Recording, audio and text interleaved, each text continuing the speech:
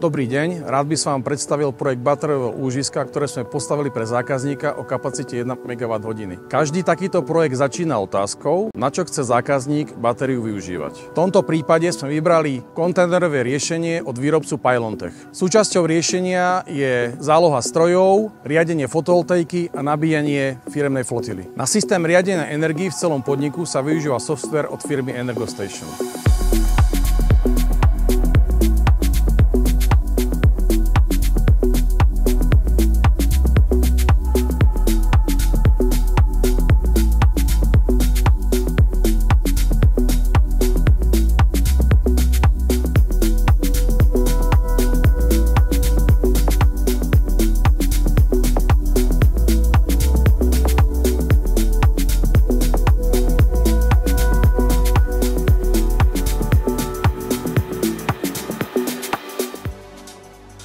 Súčasťou riešenia je regulácia prebytkov do distribučnej sústavy pri záporných spotových cenách, prioritizované nabíjanie batérie pri nadbytku výroby, energetický manažment nabíjania vozidiel a možnosť nastavenia scenárov víkendov a sviatkov.